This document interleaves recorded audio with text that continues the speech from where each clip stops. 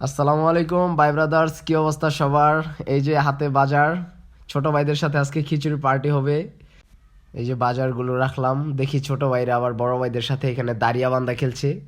যেই খেলাটি খুবই মজার এবং দুর্লভ, এটা এখন কোনো এলাকাতেই নেই। আমাদের এলাকায় এখনো প্রচলিত আছে এই খেলাটি। খুবই মজার একটি খেলা, না খেললে বোঝা যায় না। এইদিকে আমি আবার সবাইকে বলতেছিলাম খেলা শেষ করার জন্য, কারণ সবাইকে নিয়ে যেতে হবে আমার গন্তব্যস্থলে যেখানে রান্না বান্না হবে। তো ছোট ভাইদেরকে নিয়ে মাথায় হাড়ি নিয়ে সবার সাথে রওনা দিলাম যেখানে রান্না বান্না হবে। চলে আসলাম রান্নার জায়গায়, এখানে রান্না বান্না হবে। এই যে আপনারা দেখতে পাচ্ছেন ছোট ভাইরা লাকড়ি খড়ি সংগ্রহ করছে রান্না বান্নার জন্য। ছোট ভাইরা এখানে লাকড়ি সংগ্রহ করছে, আর ওইদিকে ইয়ামিন একটি মোবাইল পাইছে, মোবাইলটা দেখাচ্ছে সবাইকে।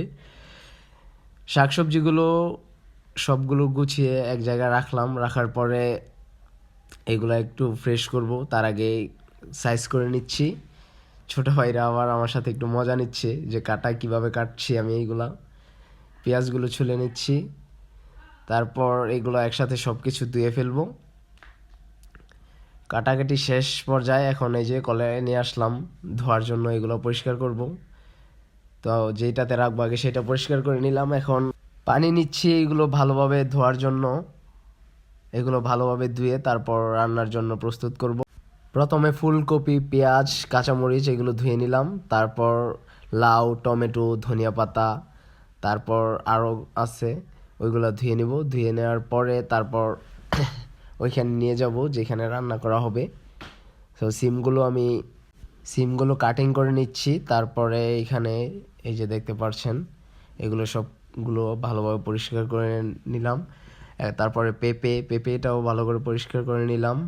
তারপরে আলুগুলো ভালোভাবে পরিষ্কার করে নিলাম, এই বছরের নতুন আলুও পরিষ্কার করা প্রায় শেষ, পরিষ্কার হয়ে গেছে। এখন এই যে ওমর ফারুক নিয়ে যাচ্ছে রান্নার জন্য, ওইখানে নিয়ে এগুলোকে কাটিং করা হবে। এইদিকে আরিফিন বলতেছিল যে ছোট ভাইদেরকে নিয়ে পার্টি করলে অনেক মজা হয়। এটা আসলেই ছোট ভাইদেরকে নিয়ে পার্টি করলে খুবই মজা হয়, আরিফিনের কাছ থেকে শুনলাম।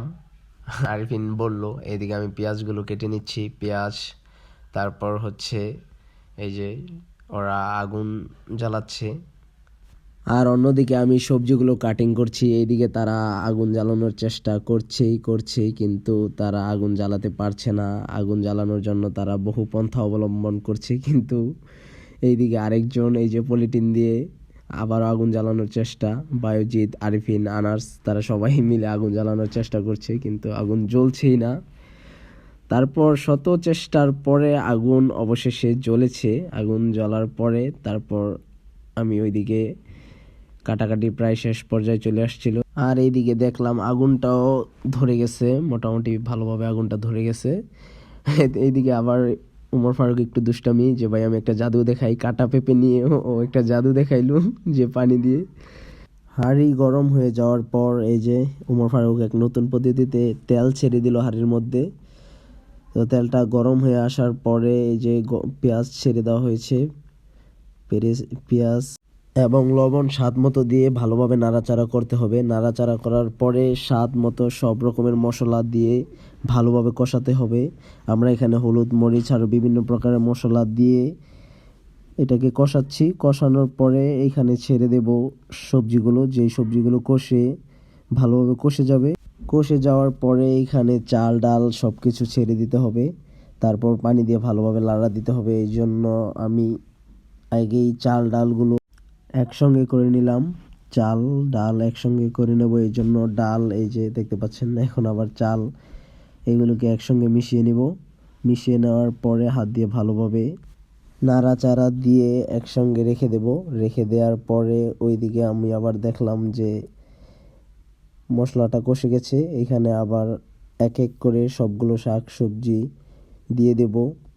টমেটোগুলো দিলাম, টমেটো দেওয়ার পরে একটু পরে আলু, তারপরে সব সবজি, লাউ, ফুলকপি, তারপর হচ্ছে ভুটভুটি, সবগুলো একসঙ্গে দিয়ে মিশিয়ে ঢাকনা দিয়ে ঢেকে রেখে দেব। রেখে দেওয়ার পরে এগুলো আস্তে আস্তে কষতে থাকবে। আমি ওইদিকে ডালগুলো ভালোভাবে ধুয়ে ফেলবো, ধুয়ে রান্নার কাছে নিয়ে আসব। এই যে দেখতে পাচ্ছেন চাল ডাল একসঙ্গে ভালোভাবে ধুয়ে নিচ্ছি। চাল ডালগুলো একসঙ্গে ভালোভাবে ধোয়া হয়ে গেলে আমি এগুলো পানিগুলো ফেলে দিয়ে নিয়ে আসবো। এইদিকে সবজিগুলো দেখছিলাম কষানো হয়েছে কিনা, এই জন্য আমি আবার ভালোভাবে নাড়াচাড়া দিয়ে উপর নিচ করে দিচ্ছিলাম যাতে ভালোভাবে কষানোর পরে আমি এইগুলোতে চাল ডাল একসঙ্গে দিয়ে দেব। চাল ডাল একসঙ্গে দেওয়ার জন্য এই যে প্রস্তুত হয়ে গেছে। আমি চাল ডালগুলো একসঙ্গে হাঁড়িতে দিয়ে দেব। দুইজন ধরে রেখেছে, আমি ভালোভাবে খুন্তি দিয়ে এগুলোকে নামিয়ে দিচ্ছি। তারপর ভালোভাবে নাড়া দিলাম। নাড়া দেওয়ার পর অবশেষে এইগুলোকে পানি দিয়ে একেবারে ঢেকে রেখে দেব। এই যে আপনারা দেখতে পাচ্ছেন প্রায় হয়ে গেছে। এখানে ভিডিও কাট করা হয়েছিল, এই জন্য আর দেখানো হয় নাই। খিচুড়ি প্রায় অর্ধেক হয়ে গেছে, আর একটু জাল আসবে, জাল আসলেই পুরোপুরি হয়ে যাবে। আমি আবার এখানে ডালডা দিয়ে দিলাম। ডালডা দেওয়ার পরে ডালডা হচ্ছে খিচুড়ির ফ্লেভারটাকে অন্যরকম করে, মানে একটু ভালো করে দেয়। ছোট ভাই আবার একটু ক্যামেরা নিয়ে দুষ্টুমি করছিল। ওমর ফারুককে আবার খিচুড়ির স্বাদ দেখার জন্য দিলাম। অবশেষে আমাদের খিচুড়ি খাওয়ার জন্য প্রস্তুত। আমি সার্ভ করে দিচ্ছি সবাইকে।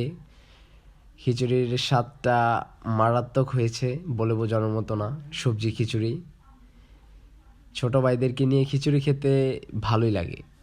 খিচুড়ি না, আসলে সব কিছু খেতেই ভালো লাগে, বিশেষ করে খিচুড়ি বা বিভিন্ন ধরনের খাবার রান্না করতে ওদেরকে নিয়ে যেন অতীতে শৈশবে ফিরে যাই। শৈশবটাকে তো আর ফিরে পাওয়া যাবে না, কিন্তু তাদের সাথে থাকলে মনে হয় যে শৈশবে আছি। এই যে সবাই দেখেন, ওদেরকে নিয়ে প্রতি সপ্তাহে আমরা একটা পার্টি দেই। সেই মজা বাপি আমার দিকে তো দাও। সেই সাত তো সাতকে সেই খিচুড়ি তো মেয়েরা কি কইরা অনেক সবজি সেই সাত আর বিদ্যুৎ মানুষ সাজিয়ে দেব। শেষমেশ আমার কত লইলো।